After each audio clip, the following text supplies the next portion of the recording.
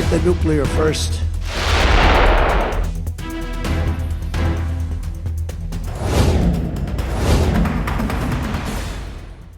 America और Iran में भीषण युद्ध का खतरा गहराया हुआ है।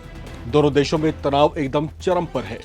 डिएगो गार्सिया में अमेरिका के B-2 बॉम्बर तैनात हैं। इधर ईरान की मिसाइलें पूरे गल्फ रीजन में जहां जहां पर अमेरिकी सैन्य बेस है उन्हें टारगेट कर सेट कर दी गई हैं। अमेरिकी राष्ट्रपति डोनाल्ड ट्रंप पहले ही ईरान को लेकर बयान जारी कर चुके हैं कि अगर न्यूक्लियर डील पर ईरान ने साइन नहीं किया तो अंजाम बहुत भयानक होगा। उधर ईरान के सुप्रीम लीडर अली खामनेई भी यूएस प्रेसिडेंट ट्रंप की धमकी पर पलटवार कर चुके हैं और ये कह चुके हैं कि अगर ईरान पर अमेरिका ने गलत निगाहें डाली तो उसे ईरान का वो रूप देखने को मिलेगा जो अमेरिका की आने वाली पीढ़ियां भी याद करेंगी। नमस्कार, मैं हूं राम विश्वकर्मा, आप देख रहे हैं राम की रिपोर्ट। ईरान और अमेरिका युद्ध के मुहाने पर खड़े हैं। तनाव के हालात ऐसे हैं कि खाड़ी में कभी भी एक नए भीषण युद्ध की शुरुआत हो सकती है। अमेरिकी राष्ट्रपति डोनाल्ड ट्रंप और ईरान के सुप्रीम लीडर अली खामेनेई लगातार एक दूसरे को चेतावनियां दिए जा रहे हैं। इससे जुड़े खतरों को देखते हुए दोनों देशों ने बातचीत के जरिए किसी नतीजे तक पहुंचने की कोशिश की है। ओमान की राजधानी मस्कट में दोनों देशों के प्रतिनिधियों ने मुलाकात की है। ईरानी विदेश मंत्री सईद अब्बास अरागची और अमेरिका के मिडिल ईस्ट मामलों के विशेष दूत स्टीव विटकॉफ के बीच करीब 2.5 घंटे लंबी बैठक हुई। लेकिन बैठक कैसे हुई ये सुनकर आप चौंक सकते हैं। दरअसल दोनों देशों के प्रतिनिधि मस्कट में एक सरकारी भवन में एक ही छत के नीचे थे, लेकिन दोनों को यह गवारा नहीं था कि वे एक मेज पर आमने सामने बैठते। लिहाजा अमेरिकी प्रतिनिधि एक कमरे में बैठे तो ईरान के प्रतिनिधि दूसरे कमरे में बैठे, जबकि बीच में मस्कट के कुछ अधिकारी बैठे जो अमेरिकी प्रतिनिधियों की बात ईरानी प्रतिनिधियों तक पहुंचा रहे थे तो ईरानी प्रतिनिधियों की बात अमेरिका के प्रतिनिधियों तक पहुंचा रहे थे।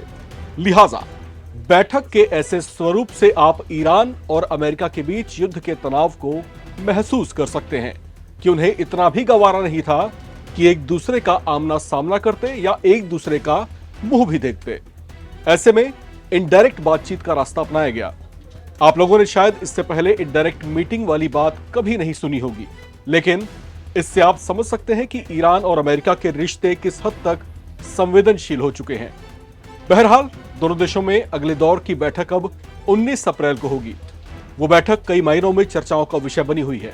माना जा रहा है कि 19 अप्रैल की मीटिंग ईरान और अमेरिका के बीच फुल एंड फाइनल मीटिंग होगी, जिसमें अमेरिका की ओर से प्रस्तावित न्यूक्लियर डील पर किसी नतीजे तक पहुंचने की कोशिश की जा सकती है। ऐसे में सवाल ये उठ रहा है कि क्या ईरान अमेरिका के दबाव में आएगा और न्यूक्लियर डील को कुछ शर्तों के साथ साइन करने को राजी हो जाएगा, और अगर ईरान ऐसा नहीं करता तो इस पर अमेरिका का रुख क्या रहेगा। ऐसा होने पर क्या डोनाल्ड ट्रंप की सेना वाकई ईरान पर चढ़ाई कर देगी, और अगर अमेरिका ईरान पर हमला कर देता है तो इसका अंजाम क्या होगा। क्या ईरान वाकई वो कर देगा जिसके लिए वो बार बार अमेरिका को चेतावनी पर चेतावनी दिए जा रहा है।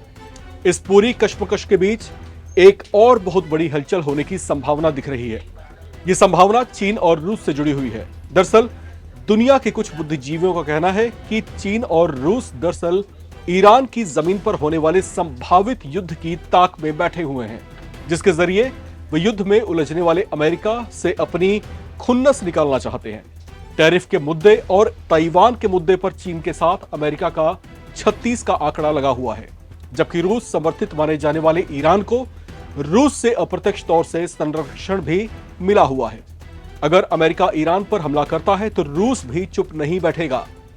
इसकी एक झलक रूसी राष्ट्रपति पुतिन पहले ही दिखा चुके हैं। जब पिछले साल सितंबर में इजराइल ने ईरान पर हवाई हमले किए थे तो पुतिन एडमिनिस्ट्रेशन ने इसे बहुत सीरियसली लिया था और चेतावनी भी दी थी कि अगर ईरान पर हमला हुआ तो वो खामोश नहीं बैठेगा। दूसरा पॉइंट ये कि गल्फ रीजन में ईरान रूस के लिए एक ऐसा स्ट्रेटेजिक पॉइंट है जिसके जरिए गल्फ रीजन में वो अपनी दखल रखता है। ऐसे में वो ईरान का विश्वास नहीं टूटने देगा। ईरान से अपनी मित्रता निभाते हुए कुछ दिन पहले ही ईरान को उसने डिफेंड किया था और अमेरिका के उन आरोपों को भी दो टूक जवाब दिया था जिसमें ये आरोप लगाए गए थे कि ईरान चोरी छिपे अपने सैन्य परमाणु प्रोग्राम्स के लिए एक्सपेरिमेंट्स कर रहा है। इस पर रूस ने कहा था कि ऐसे गंभीर आरोपों के कोई ठोस सबूत अमेरिका के पास नहीं है, लिहाजा उसे इससे दूर ही रहना चाहिए। रूस के ऐसे स्टैंड से ईरान को एक बल मिला था। उसके बाद ही यूएस प्रेसिडेंट डोनाल्ड ट्रंप ने ईरान के सामने बातचीत की पहल की थी, जिसके लिए उन्होंने बाकायदा एक पत्र भेजा था जो यूएई के जरिए ईरान को दिया गया था।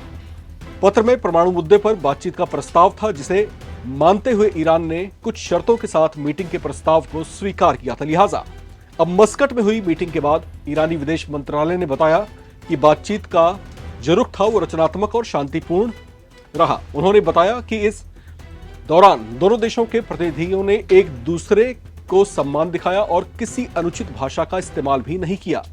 ईरान के विदेश मंत्री सईद अब्बास अराक्ची ने बताया कि ईरान और अमेरिका के बीच बातचीत का अगला दौर कुछ दिनों में होगा। यह अगली बैठक ओमान में ना होकर किसी ऐसे देश में हो सकती है जिनके साथ दोनों देशों के जो संबंध हैं वो बेहतर हों।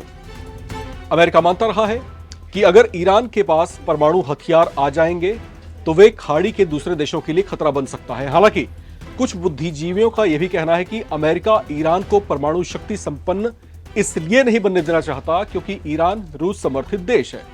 दुनिया के मानचित्र पर आकार में छोटा होते हुए भी ईरान ने अपने वजूद को कायम रखने के लिए इसकी जरूरत समझी है और रिपोर्ट्स के मुताबिक वो अपने परमाणु ताकत में भी लगातार इजाफा करता जा रहा है। लेकिन सार्वजनिक तौर से ईरान यही मानता है कि वो हाल फिलहाल किसी न्यूक्लियर वेपन प्रोग्राम पर काम नहीं कर रहा। लेकिन उसके इन दावों के बीच अमेरिका के institute for science and international security की रिपोर्ट जीगर काउंटर में एक बड़ा दावा यह किया गया है। दावा यह है कि ईरान फरवरी 2024 से लेकर अब तक अपनी एटॉमिक पावर में खतरनाक तरीके से इजाफा कर चुका है और वो अब इतना सक्षम बन चुका है कि कुछ ही हफ्तों के भीतर ही वो न्यूक्लियर वेपन तैयार करने में सक्षम बन जाएगा। अमेरिका के institute for science and international security की इस रिपोर्ट में यह भी दावा है कि ईरान सेंट्रीफ्यूज टेक्निक के साथ साथ सीक्रेट यूरेनियम एनरिचमेंट पर भी काम कर रहा है।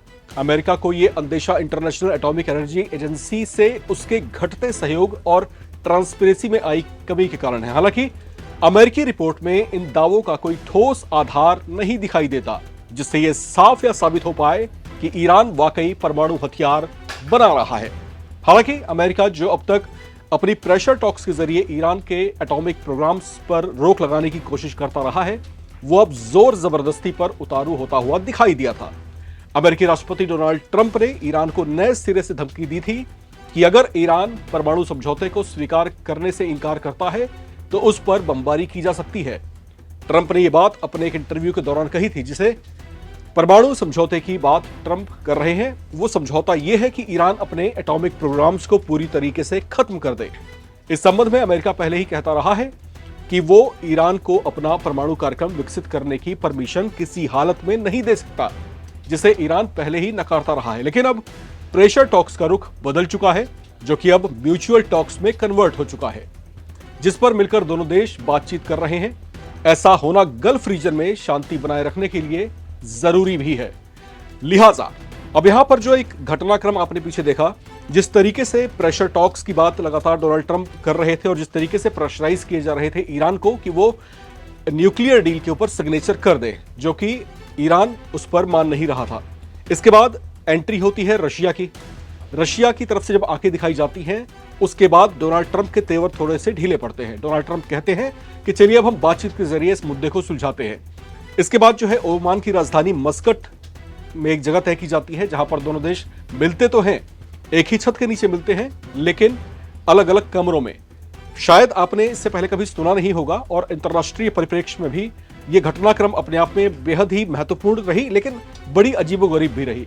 मीटिंग में दोनों लोग शामिल होते हैं लेकिन अलग अलग कमरों में बैठते हैं। यहां तक कि वो लोग म्यूचुअल टॉक्स में भी शामिल नहीं होते। एक मीडिएटर रखा जाता है, मीडिएटर होते हैं ओमान के अधिकारी, उनके मार्फत जो है पूरी बातचीत का क्रम आगे बढ़ाया जाता है। एक दौर की बैठक हो चुकी है, बैठक बेनतीजा रही। 19 अप्रैल को अगली बैठक होनी है। अब 19 अप्रैल की बैठक में क्या कुछ होगा, ये जो है पूरी दुनिया में इस समय जबरदस्त चर्चाओं का विषय बना हुआ है, क्योंकि ऐसा कहा जा रहा है कि 19 अप्रैल की बैठक शायद फुल एंड फाइनल बैठक हो सकती है। अगर वो बैठक भी बेनतीजा रहती है तो फिर अमेरिका और ईरान के संबंधों का भविष्य क्या रहेगा, ये इस समय लगातार बड़ी चर्चा और बड़ी चिंता का विषय भी बना हुआ है। इस पूरे घटनाक्रम पर एनबीटी लगातार अपनी बारीक निगाहें रखा हुआ है। आप लगातार बने रहें और देखते रहें राम की रिपोर्ट एनबीटी ऑनलाइन के साथ।